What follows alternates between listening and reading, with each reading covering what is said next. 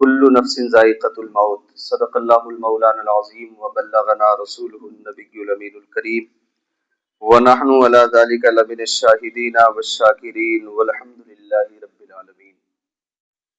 خطبہ مسنونہ کے بعد میں نے قرآن مجید والفرقان حمید کی ایک بہت ہی مشہور و معروف آیت کریمہ کی تلاوت کا شرف حاصل کیا۔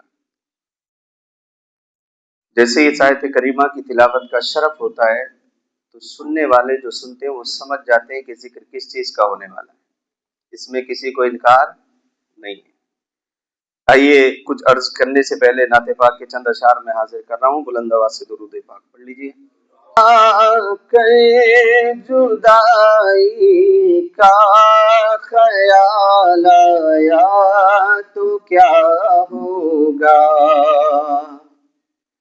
جب لوگ مصطفیٰ کے دیوانے جب مدینے میں جاتے ہیں، وہاں سے جب واپسی کا معاملہ ہوتا ہے تو اس وقت طرح طرح کے خیالات دل میں ہوتے ہیں کہ ایسی جگہ کہ جہاں کی ہوا بھی بڑی محبت والی ہے، جہاں کی صبح بھی بڑی نرالی ہے، وہاں سے جب اپنے وطن جائیں گے تو کیا ہوگا۔ میں حاضر کر رہا ہوں کہ وطن آ کے جدائی کا خیال آیا تو کیا ہوگا۔ وطن آ کے جدائی کا خیال آیا تو کیا ہوگا۔ وطن آ کے جدائی کا خیال یا تو کیا ہوگا۔ تصور میں مدینے کا، تصور میں مدینے کا جمال آیا تو کیا ہوگا۔ تصور میں مدینے کا جمال آیا تو کیا ہوگا۔ وطن آ کے جدائی کا خیال آیا تو کیا ہوگا۔ اور شعر سماعت کر لیں آپ حضرات۔ مدینے میں پہنچ کے یاد جنت کی نہیں آتی۔ مدینے میں پہنچ کے یاد جنت کی نہیں آتی۔ مدینے میں پہنچ کے یاد جنت کی نہیں آتی۔ اگر جنت میں طیبہ کا، اگر جنت میں طیبہ کا خیال آیا تو کیا ہوگا۔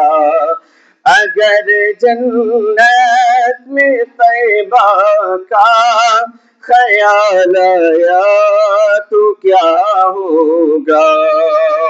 اور تاریخ کی روشنی میں شعر سماعت کر لیں کہ عمر فاروق اپنی آدھی دولت لے کے آئے ہیں۔ عمر فاروق اپنی آدھی دولت لے کے آئے ہیں۔ عمر فاروق اپنی آدھی دولت لے کے آئے ہیں۔ مگر صدیق کا، مگر صدیق کا گر تھوڑا مال آیا تو کیا ہوگا۔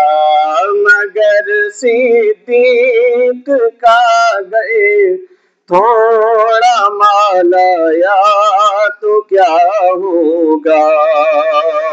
اور یہ بھی شعر سماعت کر لیں کہ فقط مکان سے لاکھ فقط مسکان سے لاکھوں یزیدوں کو ہلا ڈالا، فقط مسکان سے لاکھوں یزیدوں کو ہلا ڈالا، فقط مسکان سے لاکھوں یزیدوں کو ہلا ڈالا، اگر ننھے سے اصغر کو جلا لایا تو کیا ہوگا۔ اور آخری شعر سماعت کر لیں۔ میں ہوں بیمار آقا کا، میں ہوں بیمار آقا کا، مجھے طیبہ میں لے چلیے، میں ہوں بیمار آقا کا، مجھے طیبہ میں لے چلیے، میں ہوں بیمار آقا کا، مجھے طیبہ میں لے چلیے، در سرکار پر، در سرکار پر وقت وصال آیا تو کیا ہوگا، در سرکار پہ وقت وصال آیا تو کیا ہوگا، وطن آ کے جدائی کا خیال آیا تو کیا ہوگا۔ درود پاک پڑھ لیں۔ امید میں ارشاد فرماتا ہے کل نفس ذائقۃ الموت، ہر نفس کو موت کا مزہ چکھنا ہے۔ جو بھی بچہ اس دنیا میں پیدا ہوتا ہے ایک نہ ایک دن اسے یہ دنیا چھوڑ کر کے جانا ہے، اور جو مکان ہم لوگ بناتے ہیں ایک نہ ایک دن اس مکان کو بھی گرنا ہے۔ حدیث پاک میں آتا ہے کہ قبر میں میت اس فریادی کی طرح ہوتی ہے، اس ڈوبتے ہوئے انسان کی طرح ہوتی ہے کہ جو سمندر کی گہرائیوں میں ڈوبنے ہی والا ہے۔ تو جیسے کوئی تنکے کا سہارا بھی اسے مل جائے تو وہ کوشش کرتا ہے کہ میں اپنی جان کو کسی طرح بچاؤں، اسی طرح سے جب میت قبر میں اتار دی جاتی ہے اعمال کا سلسلہ منقطع ہو جاتا ہے، اس کا وہ خود اپنے آپ عمل نہیں کر سکتا ہے۔ اسی طرح سے جب وہ قبر میں ہوتا ہے اگر کوئی اس کے عزیز و اقارب اس کے لیے احسان ثواب کرے تو اللہ تبارک و تعالی اس کا اجر قبر کے اندر اسے عطا فرما دیا کرتا ہے۔ حدیث پاک میں آتا ہے مصطفیٰ جان رحمت صلی اللہ تعالی علیہ وسلم کے ایک صحابی ہیں جن کا نام حضرت سعد بن عبادہ رضی اللہ تعالی عنہ ہے۔ آپ ایک مرتبہ نبی کریم صلی اللہ علیہ وسلم کی بارگاہ خدمت میں حاضر ہوئے، عرض کرتے کہ آقا میری والدہ انتقال کر گئی، اچانک انتقال کر گئی، اور اگر وہ انتقال نہ کرتی تو اپنی طرف سے اپنے جان کے لیے کچھ صدقہ کرتی تاکہ اللہ تبارک و تعالی اس کے نیکیوں میں اضافہ فرماتا ہے۔ تو آقا میں ایسا کون سا کام کروں کہ جس کا اجر و ثواب اللہ تبارک و تعالی میری والدہ کو قبر کے اندر عطا فرمائے۔ نبی کریم صلی اللہ علیہ وسلم نے ارشاد فرمایا اے سعد بن عبادہ ایسا کرو کہ راستے میں اپنی والدہ کے نام سے ایک کنواں کھدوا دو، تاکہ جو بھی ادھر سے گزرنے والے ہوں جب وہ اس کنویں سے پانی پئیں گے اپنی پیاس بجھائیں گے، جتنے لوگ بھی پانی پئیں گے اللہ تبارک و تعالی اس کا اجر و ثواب تیری والدہ کو قبر میں عطا فرماتا رہے گا۔ آج ہم نے احسان ثواب کا جو معاملہ دیکھ لیا ہے، آج جو میں نے موضوع لیا ہے وہ صرف اور صرف اس وجہ سے لیا ہے کہ آج دیکھا جاتا ہے کہ لوگوں نے ایصال ثواب کا طریقہ دوسرا ہی دیکھ لیا ہے۔ اللہ کے نبی نے فرمایا کہ میت جب ہو جاتی ہے، جب انتقال ہو جاتا ہے، جب غمی کا معاملہ ہوتا ہے، اس میں دعوت کرنے کے لیے مصطفیٰ جان رحمت صلی اللہ علیہ وسلم نے منع فرمایا ہے۔ اگر دعوت کرنی ہی ہے تو ان غریبوں کی کرو کہ جن کے لیے وہ کھانا لازمی ہے۔ آج ہم کیا کرتے ہیں؟ ایک ایک کوئنٹل بکرے کا گوشت بنایا، مانڈے بنائے، گوشت مانڈے چل رہے ایسے جیسے کہ اس کی مرنے والے کی برات ہے۔ بڑی حیرت کی بات، بڑی حیرت ہوتی ہے۔ اللہ کے نبی نے منع فرمایا اس چیز کو۔ آقا فرماتے ہیں کہ 3 چیزیں ایسی ہیں جن کا اجر مرنے کے بعد قبر میں اس کو ملتا ہے۔ وہ کیا کیا ہے؟ یہاں اس کا تو ذکر نہیں ہوا جو کہ آج ہم کرتے ہیں۔ اللہ کے نبی فرماتے ہیں ایک یہ کہ اگر کسی نے اپنے مرحومین کی طرف سے مسجد بنوا دی، یہ حدیث کے الفاظ ہیں، میں دکھانے کے لیے تیار ہوں آپ کو۔ اگر کھانے کا ذکر ہو، کھانے کا ذکر بھی ہے تو غریبوں اور مسکینوں کا حق ہے اس میں، لیکن آج بڑی بڑی دیگیں ہم چلا رہے ہیں، کدھر جا رہے ہیں ہم لوگ؟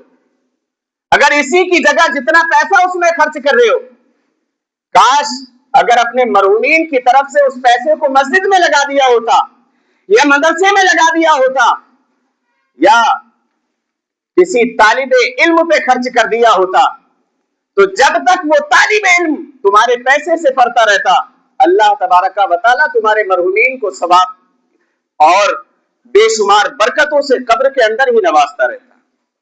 اللہ کے نبی فرماتے ہیں 3 چیزیں ایسی ہیں مرنے کے بعد انسان کے عمل منقطع ہو جاتے ہیں، اس کے عمل وہ خود سے نہیں کر سکتا ہے، لیکن آقا فرماتے ہیں کہ اگر اس نے اپنے مرحومین کی طرف سے مسجد بنوائی یا مدرسہ بنوایا یا کوئی اور ایسی عمارت بنوائی، اور دوسرا ذکر کیا کہ اگر کسی نے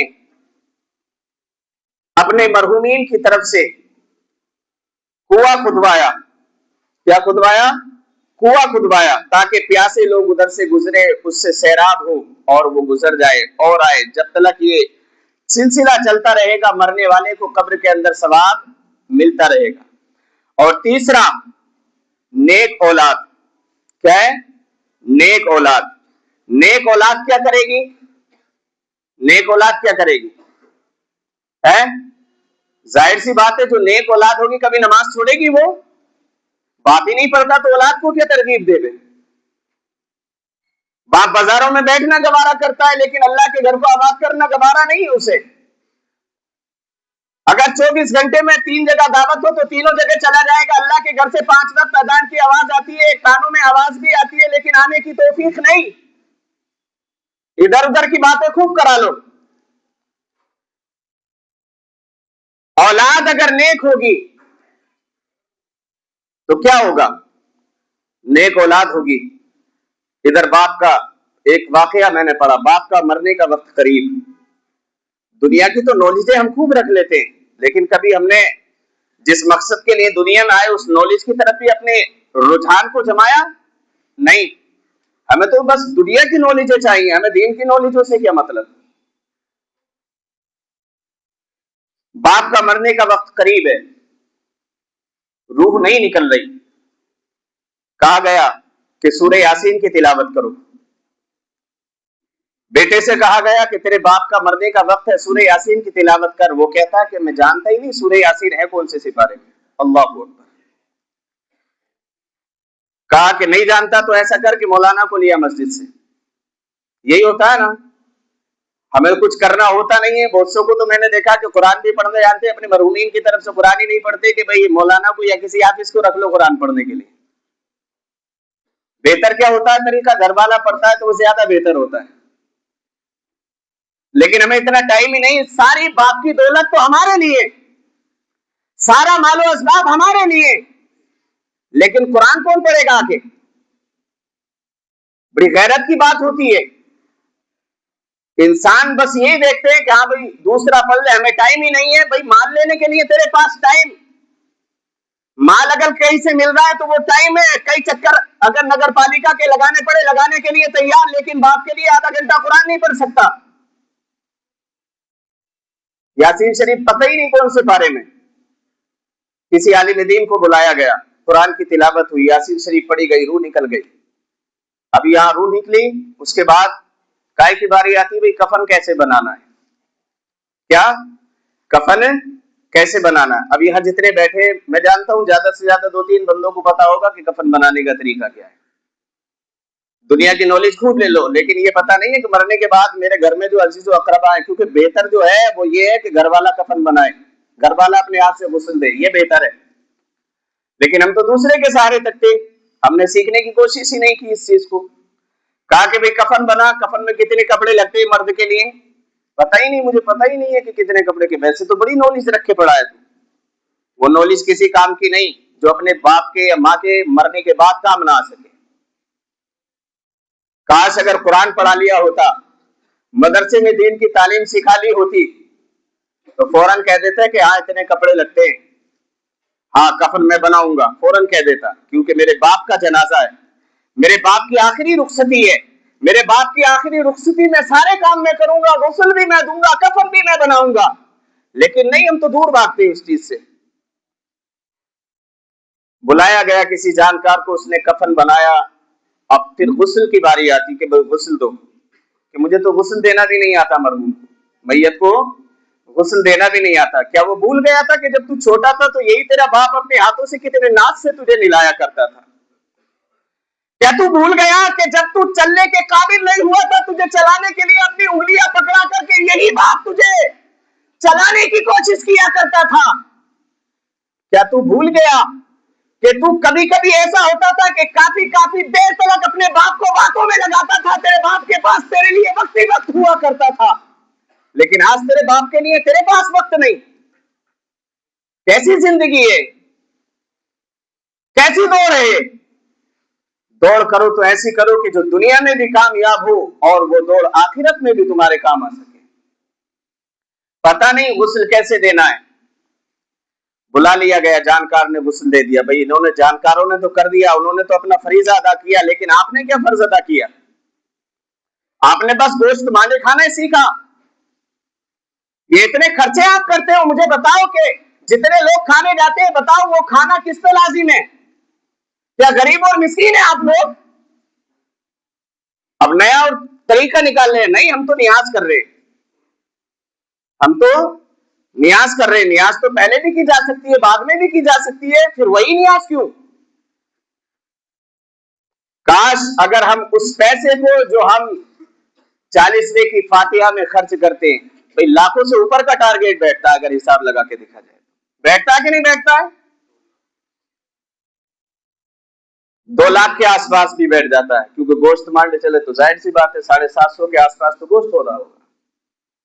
काश अगर वो सबकी दावत ना करके जिन पे वो खाना लाजिम है उनकी दावत कर दी होती, तो वो अपने हाथों को बुलंद करके अपने रब के हुजूर दुआ करते कि परवरदिगार आलम, जो ग़िज़ा हम महीनों में हमें नसीब नहीं होती, इस बंदे ने खिलाया है, जिसके सदके में ये हमें मिला है, उसकी बख्शिश फरमा दे। इधर वो दुआ करता, अल्लाह तबारका व तआला जिस मरहूमीन के लिए तुमने उस गरीब को एक टाइम का पेट भर खाना खिलाया है, उसकी दुआ जब निकलती तो अल्लाह ताला कबूल फरमाता और उसके दर्जे कब्र में बुलंद फरमा देता। नहीं, हमें तो यही करना है भाई। कहां से लिखा हुआ है? 3 अल्लाह के नबी ने 3 वजह बयान की। क्या? पहला, मस्जिद मदरसे में पैसा लगा दिया जाए, जब तक मान के चलो कि अब जरूरत हो, किसी ने अगर वो करना है, मस्जिद में देख ले हमें जरूरत किस चीज की, तो अपने पैसे से उस चीज को लगा दे, अपने पैसे से लगाए खुद आगे चल के,